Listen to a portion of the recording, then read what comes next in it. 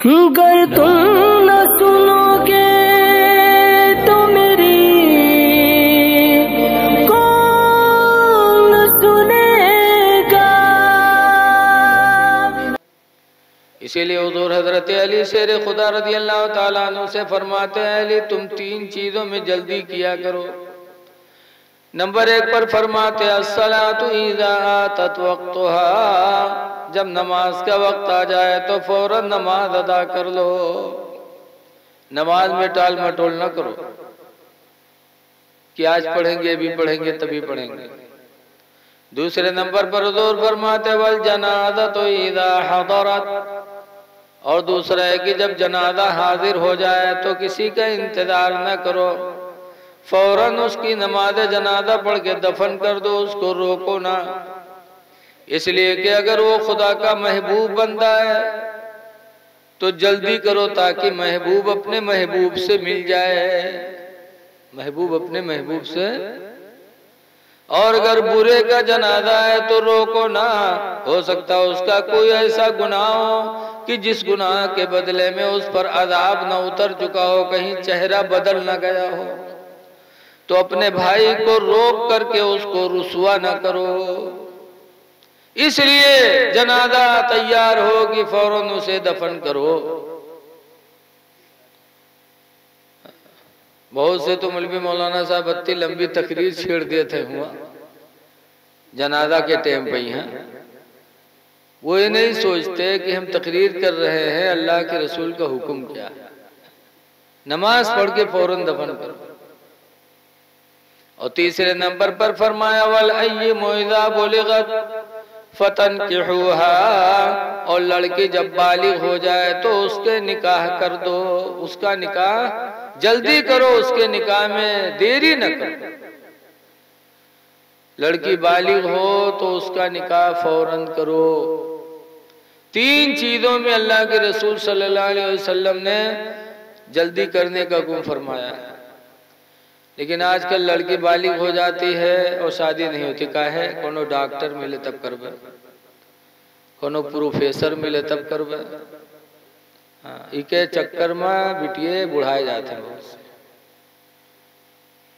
इंतजार न करो। बहुत से तो कहीं है पैंट बूसर में, एक हमारे नानपारा में एक मौलाना साहब हैं, उनके सदिये नहीं हुए बुढ़ाएगी, काहे? उनके दाढ़ी रहे। तो एक जगह रिश्ता लगा तो मना कह दी कि दाढ़ी बनवा लो, तो वो लौट के निकाह नहीं की। आजकल ये हाल है कि लड़कियां हैं तो आदमी हीरो दामाद तलाश कर रहा है, हीरो। एक आदमी की बिटिया रहा तो शादी लगे तो जो लड़कों के साथ लगे सुखा देखेगा वह तो दाढ़ी रहा तो ये तो मुल्ला है हो, का कमाई का हमरे लड़का खवाई बिटिया खवाई, छोड़ा हटाई का न कर तो पैंट बुशर्ट वाला बताओ। मिल गया एक पैंट बुशर्ट वाला, लग गवा रिश्ता। शादी तय हो गए, जब बारात जाए के दिन आवा तो लड़का के यहाँ दुल्हा बनावे खातिर जब नहावे चले तो के पैखाना लग गया, तो चला गया लेटरिन में पैखाना करे। तो जब पैखाना कह के निकला तो नुहरा नुहरा उठ ही नहीं पाया। बाप देखे तो रोवेला के हाईलाइट चढ़ाएगा कैसे? आज के दुल्हा बनाएगी के बारात ले जाएगी, चढ़ाएगा कैसे हो? का घसीट उसीट के लेके डॉक्टर के पास पहुंचे। डॉक्टर साहब देखें तो कहीं घबराओ ना, ऑपरेशन करे पड़ी ठीक हुई जी। तो बप्पा कही डॉक्टर साहब आज का दुल्हा बनावे है, रिश्तेदार के इंतजार में है, शादी कैसे हुई? कहीं घबराओ ना, 2 मिनट लागी ठीक हुई जी। लेके के डॉक्टर साहब ऑपरेशन रूम में यहाँ, और दरवाजा बंद कहने के बाद तुरंत दरवाजा खोली दी। और जब वो निकला तो सीधा सीधा तो लोग पूछे डॉक्टर साहब कौन बीमारी रहे के जो 2 मिनट न लगा ऑपरेशनों कह दियो ठीक हो ही गवा। तो डॉक्टर साहब कहें कोई बीमारी नहीं, पैंट के बटन बूसर में लगा लिए सर है, पैंट के बटन बूसर में। बताओ ऐसे ऐसे चोंगा पड़े हैं, पहनिए पैंट चाहे आवे चाहे ना हो कि कहाँ बटन हम कहाँ लगाए लिए, बस ढूंढते हीरो मिले कौन। अल्लाह के रसूल का हुक्म है कि लड़कियां बालिग हों तो उनका रिश्ता अच्छे से कर दो। रोजी के मालिक तुम नहीं हो, मौलवी मौलाना देखकर पीछे कदम न हटाओ। अल्लाह के नबी फरमाते हैं अल उलमा बिहिम युमतरून, कि उलमाए किराम ही की बरकत से लोगों पर बारिशें होती हैं। व बिहिम युरज़क़ून, और उन्हीं की वजह से लोग रोजियां पाते हैं। उलमाए किराम के वसीले से बारिशें भी होती है और उलमाए किराम की वजह से अल्लाह ताला रोजियां भी अता फरमाता है। ये अल्लाह के रसूल की हदीस है, मेरे नबी का भी फरमान बदल नहीं सकता।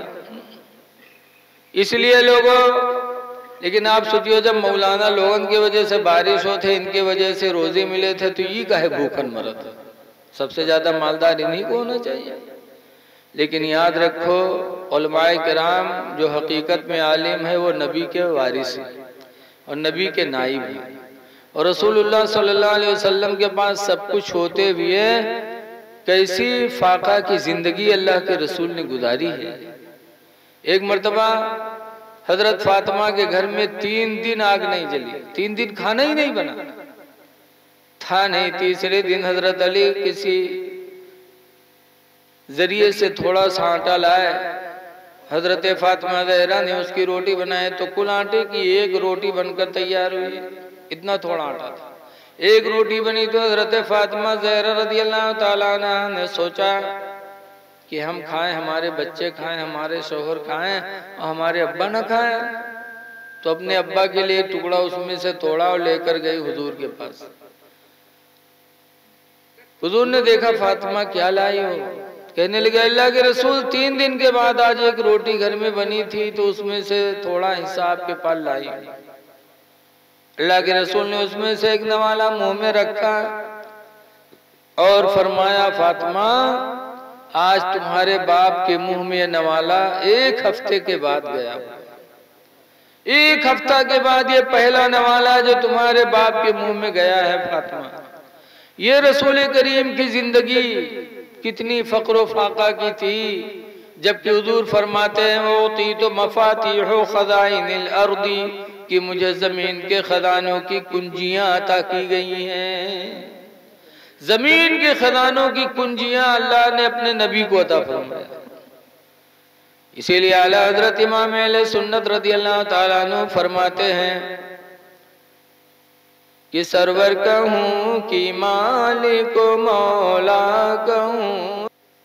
हजरत सैयदना अबू बकर सिद्दीक रज़ियल्लाहु ताला अन्हु का ईमान देखो, कैसा ईमान था हजरत अबू बकर सिद्दीक रज़ियल्लाहु ताला अन्हु का, कि जब उनका इंतकाल होने लगा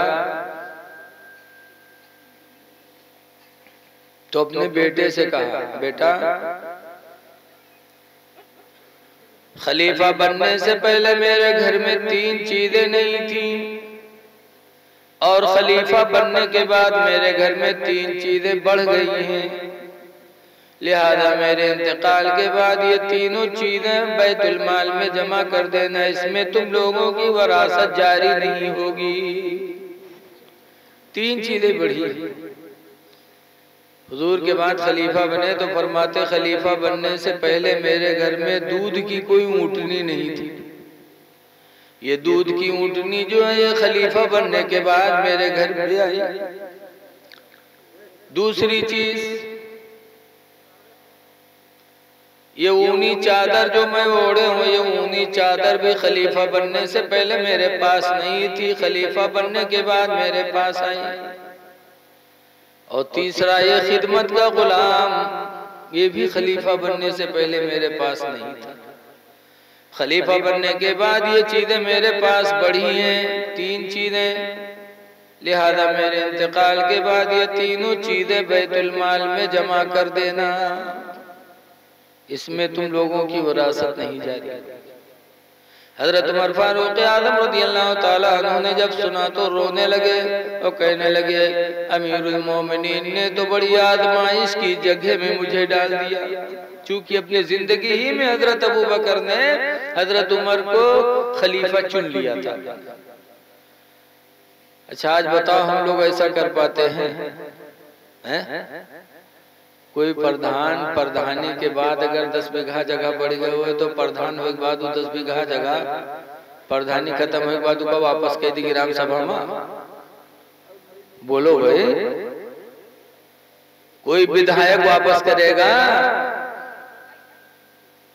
आज विधायक बनने से पहले कुछ भी नहीं हुई, विधायक बनने के बाद हर बच्चे के पास गाड़ी, जगह जगह बंगले, प्रधान हो या विधायक हो या एमपी, उन लोगों को हजरत सैयदना अबू बकर सिद्दीक रज़ियल्लाहु ताला अन्हु की जिंदगी से सबक लेना चाहिए। सहाबा की जिंदगी हमारे आपके लिए नमूने अमल है। क्या ईमान है कि खलीफा बनने से पहले 3 चीजें मेरे पास नहीं थी, बाद में हुई है, लिहाजा मेरे विसाल के बाद ये तीनों चीजें फिर बैतुल माल में वापस जाएंगी। आप लोगों की इसमें बच्चों से कहते तुम्हारी इसमें विरासत जारी नहीं होगी। क्यों? वो मोमिन थे, मोमिन।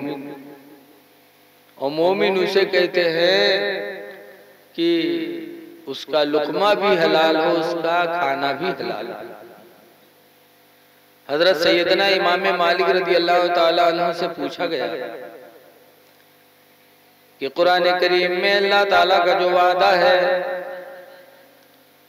मन अमिला सालिहन मिन ज़करिन औ उन्सा, अल्लाह फरमाता है जिसने अच्छा काम किया चाहे मर्द हो या औरत, वह हुआ मोमिन, दर हाले कि वो मोमिन है, फलनुहयिन्नहु हयातन तय्यिबा, तो अल्लाह फरमाता है हम उसको अच्छी जिंदगी अता फरमाएंगे।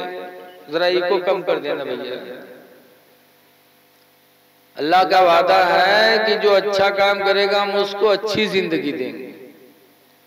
तो इमाम मालिक बहुत बाइल्म थे, ऐसे नेक इंसान थे हजरत इमाम मालिक कि एक मर्तबा इल्म हदीस पढ़ा रहे थे और बच्चे पढ़ रहे थे। मदीने तैयबा में पढ़ाते थे। कहाँ पढ़ाते थे इमाम मालिक? इल्म हदीस पढ़ाते थे। और चेहरा बदल रहा था, बच्चे बार बार चेहरा देखें, सुर्ख चेहरा, और बच्चे कुछ समझ भी ना पाए। और इमाम मालिक इल्म हदीस पढ़ा रहे थे। जब सबक खत्म हो गया, हदीस बंद किया, तब उन्होंने कुर्ता निकाला तो उसमें एक बिच्छू था जिसने 7-8 मर्तबा डंक मारा था। लेकिन इमाम मालिक का चेहरा तो बदल रहा था, तकलीफ तो हो रही थी, लेकिन इल्म हदीस का एहतराम इतना किया, अदब इतना किया कि हदीस पढ़ाने के वक्त उठे भी नहीं, हिले भी नहीं, कपड़ा भी नहीं उठाया कि हदीस पढ़ाने के अदब के खिलाफ हो जाएगा। 6-7 मर्तबा डंक मारा बिच्छू ने। इतनी मोहब्बत थी हदीस से इमाम मालिक ने, इतना एहतराम था।